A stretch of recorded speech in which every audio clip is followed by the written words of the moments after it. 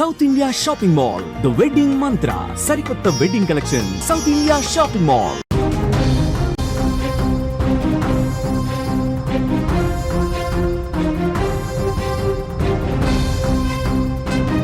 Breaking news చూస్తున్నాం. ఇది నిజంగా ముమ్మాటికి సభ్య సమాజం తలదించుకునే ఘోరాతి ఘోరం.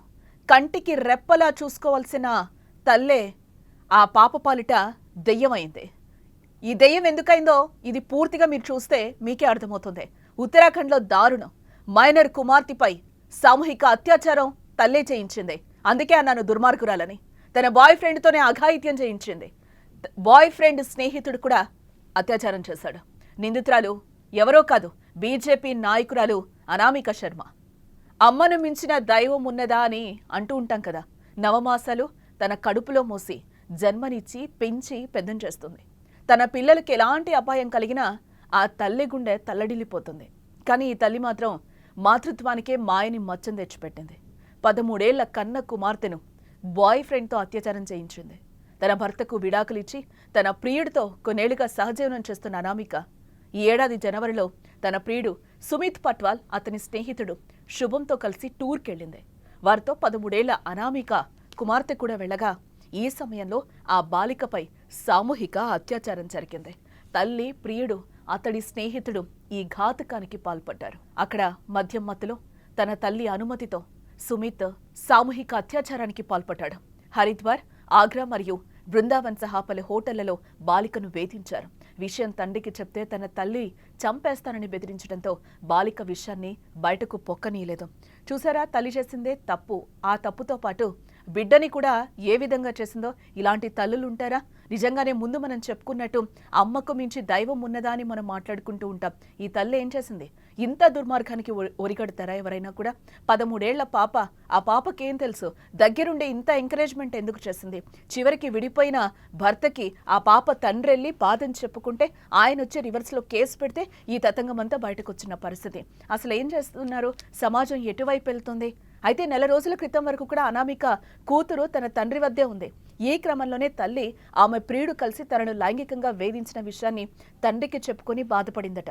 దీంతో వెంటనే అనామిక ఆమె ప్రియుడిపై బాలిక తండ్రి పోలీసులకు ఫిర్యాదు చేశాడు.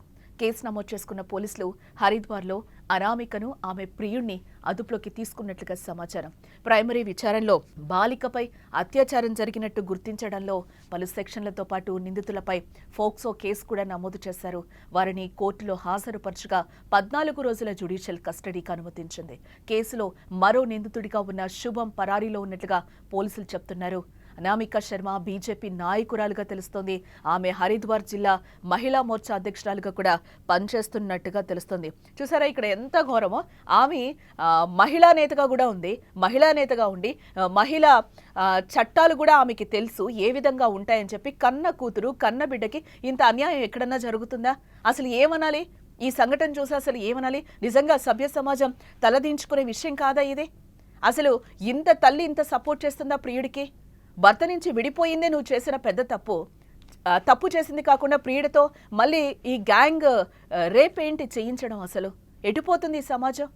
ఈ విషయం బయటకు రాగానే బీజేపీ అధిష్టానం కూడా ఆమెను పార్టీ నుంచి సస్పెండ్ చేసినట్లుగా కూడా తెలుస్తోంది. 2024 నుంచి అనామిక పార్టీలో ఏ పదవిలో లేరని బీజేపీ వర్గాలు కూడా చెప్తున్న పరిస్థితి కనిపిస్తుంది.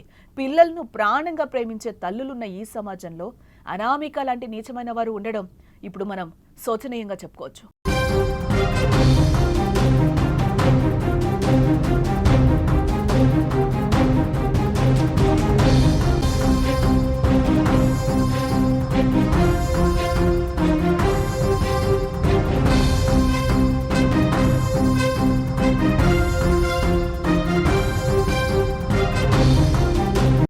బీజేపీ హైకమాండ్ కూడా చెప్తుంది 2024 నుంచి కూడా ఆమె ఎటువంటి పదవుల్లో లేదు, బీజేపీలో లేదు అని కూడా వాళ్ళు క్లియర్గా చెప్తున్న పరిస్థితి కనిపిస్తుంది. కాగా అనామిక తన భర్త నుంచి విడిపోయిన తర్వాత ప్రియుడితో కలిసి కొన్ని రోజులుగా హోటల్లోనే ఉంటోందట. తల్లితో కలిసి కూతురు ఉండగా ఆ బాలికపై కామాంధుడు కన్ను పడింది. తల్లి ముందే ఇప్పటికీ 1-2 సార్లు కాదు 8 సార్లు అత్యాచారం చేశాడని, ఇదంతా ఆమె సమక్షంలో జరిగిందని పోలీసులు మీడియాకు చెప్తున్నారు. అలా నెలల తరబడి ఈ బాధలను భరించిన బాధితురాలు చివరికి తన తండ్రికి బాధ చెప్పి కన్నీరు మున్నీరైందట ఆ పాప. తండ్రి ఫిర్యాదులో బిఎన్ఎస్ సెక్షన్లు 70 అలాగే 351 సెక్షన్ 3 ఫోక్సో చట్టంలోని సంబంధిత సెక్షన్ల కింద ముగ్గురు నిందితులపై కూడా కేసు నమోదు చేసినట్లుగా పోలీసులు వెల్లడించారు. బాలిక వాంగ్మూలాన్ని మెజిస్ట్రేట్ ముందు నమోదు చేశారు పోలీసులు. మూడో నిందితుడిని అరెస్టు చేయడానికి టీంను ఏర్పాటు చేసి గాలిస్తున్నట్లుగా కూడా తెలుస్తోంది. బహుశా ఇలాంటి తల్లులు కూడా ఉంటారా అంటే ఇదిగో ఇలాంటి వాళ్ళని చూసిన తర్వాత ఉంటారేమో అని తప్పకుండా అనిపించక మానదు. జర తల్లులు ఆలోచించండి, మీరేం చేస్తున్నారు, ఈ సమాజం ఎటుపోతుంది, మీరు చట్టపరమైన సభల్లో ఉండి కూడా ఇలాంటి అఘాయిత్యాలేంటి, మీకున్న మోజు ఉంటే మీరు తీర్చుకోవాలి కానీ మళ్ళీ దాంట్లోకి పిల్లల్ని లాగడం, పిల్లల్ని బాధ పెట్టడం ఇది ఎంతవరకు కరెక్ట్? నువ్వు తల్లయ్యుండి ఇంత అన్యాయం చేయడం ఎంతవరకు కరెక్ట్? ఎందుకు మనము అమ్మను మించిన దైవం ఉన్నదా అని ఎందుకు మాట్లాడుకుంటూ ఉంటాం?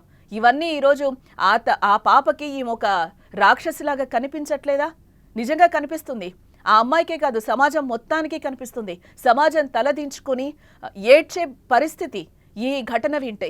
నవమాసాలు తన కడుపులో మోసి జన్మనిచ్చి పెంచి పెద్దం చేసింది.